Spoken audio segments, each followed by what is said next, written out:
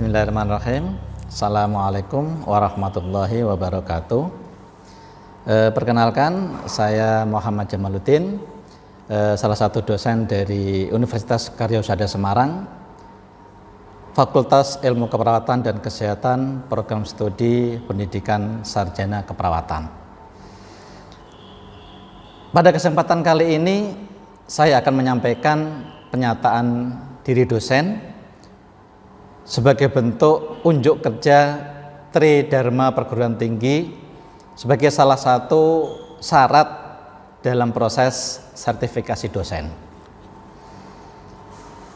Pada PDD UKT-PT, pembelajaran kali ini pada mata kuliah Keperawatan Medikal Bedah sesi 3 yang mencakup pada sistem muskuloskeletal, sistem integumen, sistem persepsi sensori, dan sistem persarafan. Berikut uraian pada RPS mata kuliah Keperawatan Medikal Bedah sesi 3. Adapun mata kuliah yaitu Keperawatan Medikal Bedah 3 semester 5 dengan jumlah SKS 4 dengan rincian teori 3 SKS dan praktikum 1 SKS. Jumlah total pembelajaran dalam 14 minggu aktif yang mencakup teori 14 kali tatap muka dengan waktu 100 menit dan juga praktikum 14 kali tatap muka dengan waktu 170 menit.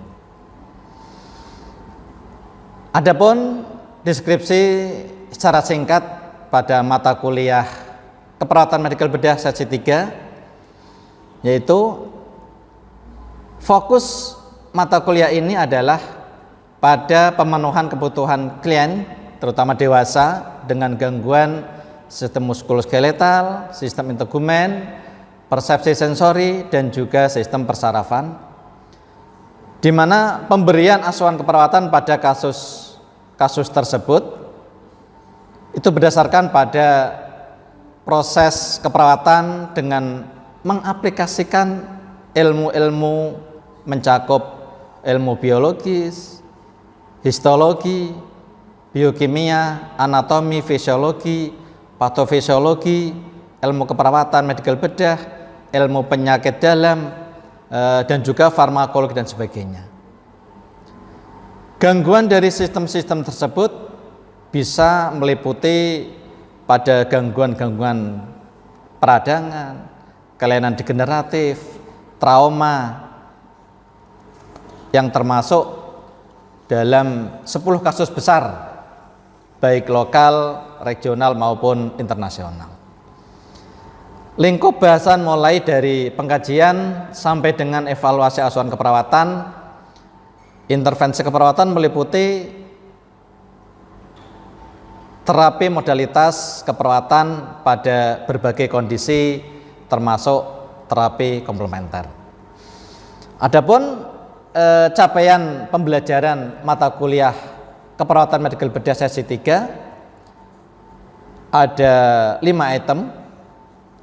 Yang pertama, melakukan simulasi asuhan keperawatan dengan kasus gangguan sistem muskuloskeletal, sistem integumen, persepsi sensori, dan juga sistem persarafan, terutama pada klien-klien dewasa dengan memperhatikan aspek-aspek secara legal dan juga etis. Yang kedua, melakukan simulasi terkait masalah pendidikan kesehatan dengan kasus-kasus gangguan pada sistem muskuloskeletal, integumen, persepsi sensori, dan juga persarafan pada klien dewasa dengan memperhatikan aspek legal dan etis. Yang ketiga, mengintegrasikan hasil-hasil dari penelitian ke dalam asuhan keperawatan dengan mengatasi masalah-masalah sistem-sistem yang ada di sesi 3 pada Keperawatan Medikal Bedah. Yang keempat, melakukan simulasi pengelolaan asuhan keperawatan pada sekelompok klien yang mengalami gangguan pada sistem muskuloskeletal, sistem integumen, sistem persepsi sensori, dan juga sistem persarafan. Yang kelima, mendemonstrasikan intervensi keperawatan pada kasus-kasus di antaranya ada gangguan-gangguan sistem muskuloskeletal, ada integumen, ada persepsi sensori, dan juga ada sistem persarafan. Untuk strategi pembelajaran, yaitu pada strategi perkuliahan pada mata kuliah keperawatan medical bedah sesi 3 ini bisa menggunakan discovery learning, small group discussion, project based learning, dan juga lab skill atau skill lab. Materi kuliah dan juga bahan bacaan diinformasikan pada awal perkuliahan. Untuk menambah pemahaman materi kuliah, mahasiswa diberikan penugasan berupa tugas-tugas terstruktur, tugas mandiri, dan keterampilan laboratorium terkait materi dalam keperawatan medical bedah sesi 3 yang dilengkapi dengan literatur terkait. Adapun materi-materi yang akan disampaikan dalam satu semester mencakup yang pertama anatomi, fisiologi, dan juga patofisiologi, dan juga terapi diet pada gangguan sistem muskuloskeletal. Nanti bisa berupa kasus fraktur, kasus dislokasi sendi, kasus sprain, kasus strain, dan sebagainya. Yang kedua, asuhan keperawatan mencakup pengkajian, analisa data, diagnosis, keperawatan, intervensi ya, implementasi, dan juga evaluasi secara komprehensif. Terus yang ketiga, skill lab atau intervensi keperawatan mencakup body movement, body mekanik, ambulasi dini, fiksasi, dan juga imobilisasi. Yang keempat, anatomi fisiologi dan patofisiologi pada sistem gangguan integumen. Yang kelima, asuhan keperawatan mencakup pengkajian, analisa data, diagnosis, dan keperawatan intervensi, serta implementasi dan juga evaluasi secara komprehensif. Yang keenam, skill lab perawatan luka mencakup red, yellow, black, perawatan luka, dan sebagainya. Yang ketujuh, anatomi fisiologi terkait gangguan sistem persepsi sensori bisa mencakup nanti glukoma, katarak, otitis, vertigo, dan sebagainya. Untuk asuhan keperawatan dan dilanjut dengan skill lab yang berupa irigasi mata, tetes telinga, irigasi telinga, tetes telinga. Terus yang ke-10, anatomi fisiologi pada gangguan sistem persarafan pada kasus-kasus stroke, meningitis, dilanjut dengan asuhan keperawatan, dan juga diakhiri dengan skill lab pemeriksaan saraf dan juga refleks, ada room exercise, manajemen nyeri, dan sebagainya. Dari apa yang telah kami sampaikan, tentunya kita juga mempunyai kriteria penilaian, yaitu penilaian dilakukan berdasarkan penilaian atau evaluasi proses pembelajaran dan juga unjuk kerja dan unjuk sikap dengan komponen sebagai berikut. Yang pertama, keaktifan di kelas itu dipresentasi 10. Terus yang kedua, penugasan individu 15%. Yang ketiga, penugasan kelompok mendapat 15%. Terus yang keempat, ujian tengah semester 25%. Dan yang terakhir, ujian akhir semester 35%. Total keseluruhan adalah 100%. Adapun referensi yang kami gunakan yaitu buku ajar keperawatan medical bedah sesi 3 yang disusun oleh saya sendiri dan juga tim keperawatan medical bedah sesi 3. Untuk pendukung kami menggunakan SDKI, SIKI, dan juga SLKI. Baik, berikut adalah video proses pembelajaran saya bersama mahasiswa di kelas pada pertemuan pertama yang membahas tentang anatomi fisiologi sistem muskuloskeletal. Assalamualaikum warahmatullahi wabarakatuh. Dari Jumat tanggal 10, bahwa di kontrak kemarin kita sudah menjelaskan bahwa hari ini akan ada pertemuan tentang masalah keperawatan dewasa. Ya, keperawatan dewasa itu mencakup 3 semester. Jadi semester 3 jenengan sudah lewati, semester 4 dan sekarang semester 5. Ya, semester 5. Jadi itu memang berkesinambungan ya. Seluruh sistem yang ada di tubuh kita itu akan dibahas yang ada di sistem keperawatan dewasa. Ada sistem kardio tentang masalah jantung, ada sistem pencernaan, masalah pencernaan. Nah, ini kita masuk pada sistem muskuloskeletal. Ada yang tahu kira-kira isinya apa? Muskuloskeletal itu apa? Tulang. Pintar ya, bagus. Sistem muskuloskeletal itu diambil dari muskule. Muskule artinya otot, skeletal artinya tulang. Oke, jadi nanti kita akan lebih ke sistem tentang masalah pergerakan tubuh kita.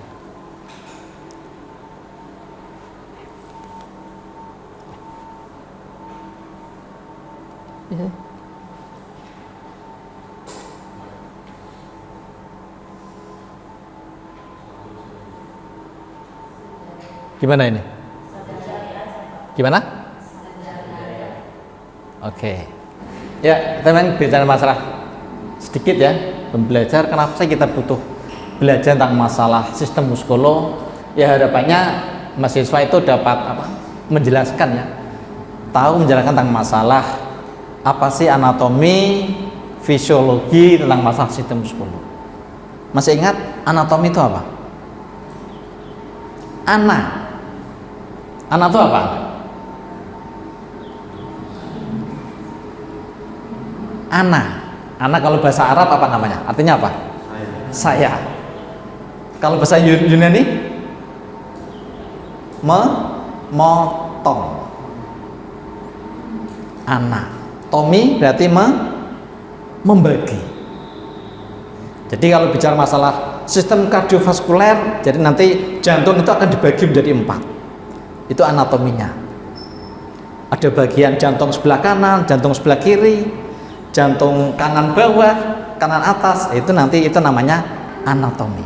Begitu juga yang ada di sistem muskuloskeletal. Ya.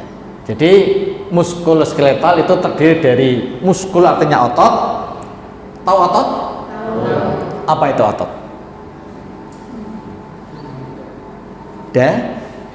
Daging. Secara mudahnya daging itu ada ya, otot.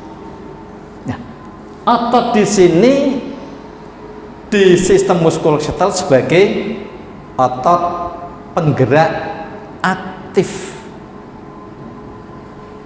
Beda dengan yang namanya skeletal. Kalau skeletal adalah penggerak pasif. Jadi rangka atau tulang tanpa otot tidak akan bisa bergerak, karena rangka itu adalah alat gerak pasif. Pernah lihat main di lab biomedik, ada rangka kan? Ya, itu tidak bisa bergerak kalau nggak ada ototnya. Karena sifatnya otot bisa berkontraksi, bisa berrelaksasi. Kontraksi kenceng, relaksasi istirahat kendor. Itu yang bisa menggerakkan rangka atau tulang, karena ada otot yang sifatnya bisa kontraksi dan bisa berrelaksasi. Jelas di sini? Nanti silakan, nanti kalau ada yang kurang jelas bisa tanya dan sebagainya. Oke, jelas ya? Oke, nah ini gambaran. Saya tadi mengatakan bahwa anatomi fisiologi. Ana memotong, tomi membagi.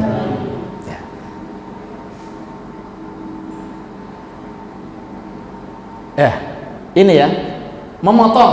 Ketika saya garis ini namanya garis median, garis tengah. Ya, pasti ada kanan dan kiri, ya kan? Kalau garisnya sini, kalau garisnya ini, berarti apa? Transversal, ada atas, ada bawah. Ya, itu namanya anatomi. Memotong dan membagi. Nanti kalau kita lihat ini, nanti pasti sebelah kanan itu apa aja, anggota kerangka apa aja namanya. Ya, kalau yang sebelah sini, samping sini, ya, itu namanya garis frontal. Berarti ada depan dan belakang, pintar.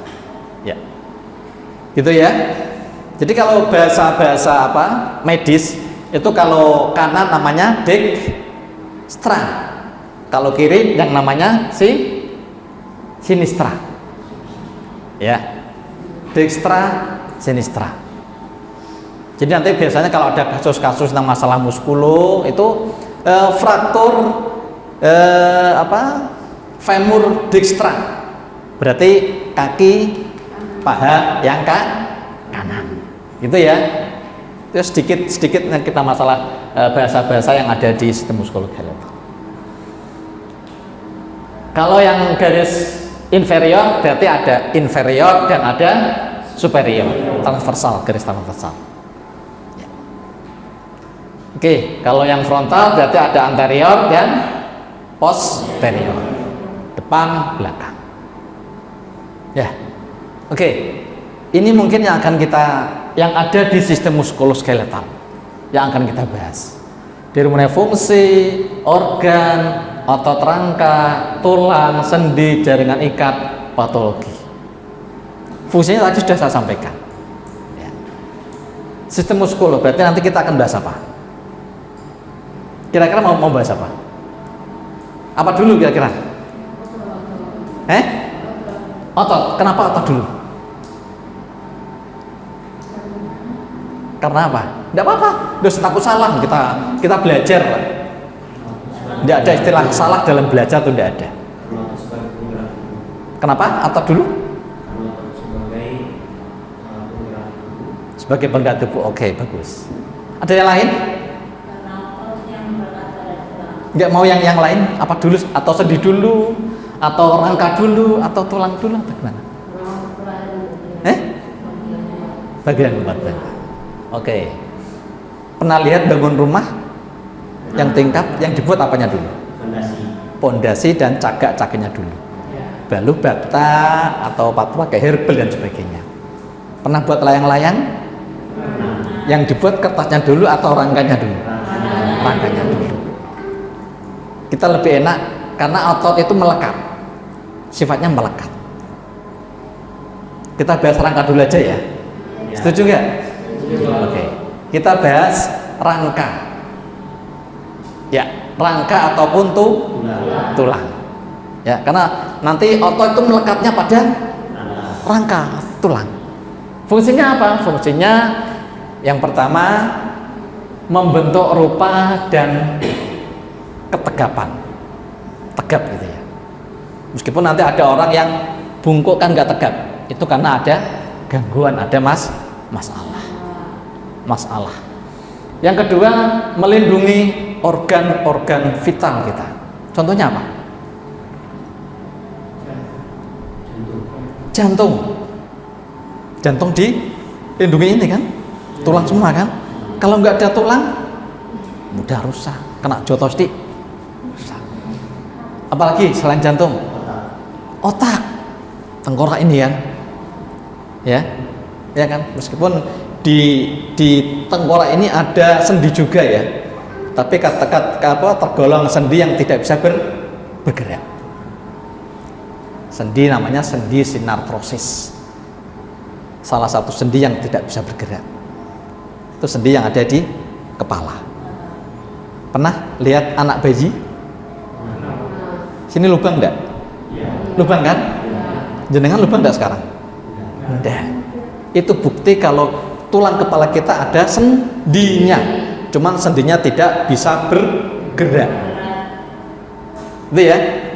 Oke, yang ketiga, membolehkan badan berdiri tegap, bisa berdiri tegap. Tanpa tulang ya daging-daging itu ya seperti kalau kita melihat waktu di korban itu. Tempat bergantung otot dan urat-urat badan, tempat melekat. Karena ada istilah apa? Jaringan-jaringan ikat seperti apa? Ligamen, tendon dan sebagainya. Itu jaringan ikat. Pernah makan kaki ayam? Pernah? Itu di ujung-ujung tulang itu ada kayak kenyal-kenyal itu kan?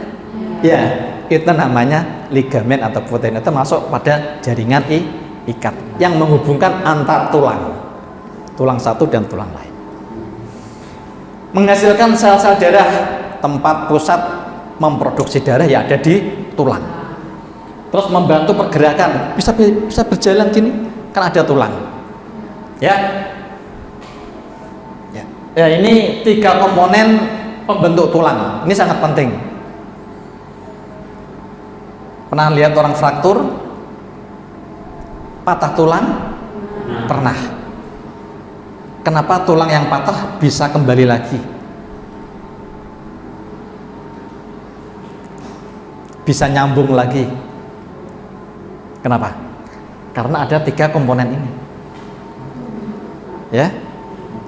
3 komponen inilah sebagai, ada yang sifatnya pembentuk tulang, ada yang sifatnya sebagai pengurai tulang. Saya ibaratkan contohnya, pernah luka di kulit? Pernah? Kan sobek ya? Kenapa bisa nutup kembali? Iya, ada sel-sel baru yang tumbuh. Sama dengan di tulang juga sama. Ya, jadi tidak usah khawatir. Kalau jenengan fraktur atau patah tulang, bisa pulih sendiri. Tapi panjang prosesnya. Paling tidak 6 bulan, bahkan sampai 1 bulan, 1 tahun baru bisa pulih kembali. Karena ada 3 komponen ini. Ada pembentuk tulang. Itu nanti lebih ke osteoblast dan osteosit yang berperan penting. Ya, kedua sel ini yang nanti yang akan memperbaiki tulang yang patah tadi. Ya, meskipun kemarin ada penebalan, itu prosesnya pemanjangan tulang berlangsung terus menerus, terus kecepatannya tergantung dari hormon estrogen, progesteron dalam tubuh kita ya. Kalau bagus ya nanti cepat percembuhannya, tapi kalau jelek ya lama. Terus kalau yang pengurai lebih ke osteoklas. Kayak apa bentuknya? Nggak kelihatan. Harus pakai alat. Ya. Jadi osteoklas itu sifatnya mengabsorpsi tulang-tulang yang sudah tidak dipakai. Tulang-tulang yang sudah rusak. Itu nanti akan diabsorpsi oleh yang namanya osteoklas. Terus osteoklas sebagai fagosit. Fagosit itu sebagai pemakan. Jadi tulang-tulang yang sudah tua, yang sudah tidak dipakai itu akan dimakan oleh osteoklas. Nah nanti habis dimakan kan kosong tuh tulang, akan diisi yang namanya osteoblast. Osteoblast itu masuk. Nah lama kelamaan osteoblast itu sampai berbulan-bulan nanti akan menjadi tulang yang keras. Namanya remodeling. Keseimbangan aktivitas osteoblast dan osteoklas itu sangat penting untuk menjaga remodeling ini bisa berlangsung. Ya. Perbandingannya apa? Kalau kita melihat seberapa banyak sih osteoblast dan osteosit sesuai dengan faktor usia? Kalau anak-anak, bayi baru lahir itu paling banyak itu osteoblast. Karena itu proses pertumbuhan tulang, ya kan? Bayi baru lahir itu tulangnya sudah dikatakan sebagai tulang rawan semuanya empuk, gampang ditukel, ya kan? Mudah patah. Makanya ada proses pemanjangan dan penguatan tulang. Yang berperan osteoblast memperpanjang dan memperkuat tulang. Lama kelamaan jadi tulang seperti panjenengan ini. Kuat, angkat apapun kuat. Itu karena ada osteoblast. Berarti perbandingannya hampir 100% di usia bayi itu hanya osteoblast yang paling banyak. Kebalikannya, faktor usia semakin tua berarti faktor osteoklasnya yang paling banyak. Karena apa?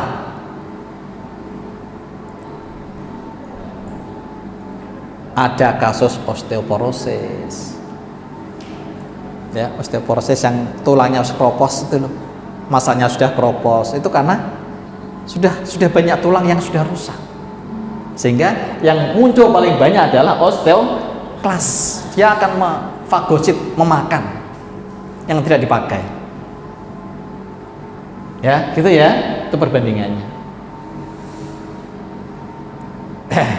Ini osteoblast, osteosis berperan. Kalau yang ini adalah osteoklas. Nah, ini gangguan-gangguan yang bisa terjadi pada rangka. Itu ada osteoporosis, tadi sudah saya singgung ya. Kepadatan tulang sudah berkurang, ada kanker tulang atau osteosarkoma, osteoganosis, kelainan tulang belakang kayak lordosis, kifosis, patah tulang, osteoartritis dan rematik arthritis, rheumatoid. Ya, oke. Itu yang mungkin yang bisa sampaikan dari materi muskuloskeletal yang pertemuan pertama ini. Mungkin pertemuan kedua kira-kira apa lagi nih? Sendi. Ya. Sendi ya? Ya. Sendi atau otot? Otot dulu ya. Oke, otot ya. Sepakat ya? Oke, sebelum saya akhiri mungkin ada yang mau klarifikasi terkait masalah materi yang sudah saya sampaikan.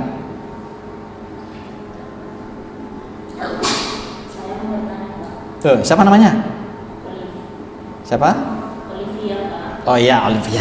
Ayo Mbak Olive, tanya apa Mbak Olive? Tadi kan sempat dijelaskan rangka aksial dan apendiknya. Iya. Nah, pertanyaan saya di sini Pak, apa perbedaan rangka aksial dan apendikular? Iya.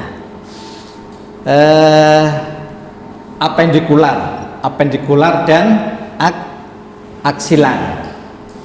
Aksila itu lebih condong pada apa ya? Rangka atau tulang yang sifatnya itu melindungi tengkorak ini ya, tulang tengkorak, tulang rusuk dada, fungsinya apa? Sebagai sumbu utama ya, sumbu utama yang ada di tubuh dan juga melindungi organ-organ tubuh seperti jantung, hepar, lambung dan sebagainya. Itu aksial. Kalau yang apendikular itu adalah tulang-tulang penggerak ekstremitas atas, tangan, ini ya, kanan, kiri, terus kaki, ya. Itu ya. Berarti aksila sama apendikular. Apendikular penggerak dan melindungi organ. Bedanya itu. Oke, ada lagi? Cukup? Ya. Oke, gantian saya yang tanya ya. Oke, masih ingat osteoklas apa? Osteoblas adalah pertumbuhan tulang. Kalau osteoblas? Oh, maaf, salah. Iya, apa? Osteoklas adalah osteoblas pertumbuhan tulang. Iya. Kalau osteoblas tulang yang udah. Oke, bagus ya. Jadi bedanya itu antara pembentuk sama pemakan. Fagosit. Kalau osteoklas yang memakan dan fagosit kalau osteoblas yang membentuk namanya. Oke. Itu Mas Mbak dari pertemuan pertama kita nyambung minggu depan sebagai pertemuan kedua yaitu tentang masalah otot. Dari saya cukup sekian, mohon maaf, selamat pagi, assalamualaikum warahmatullahi wabarakatuh. Terima kasih.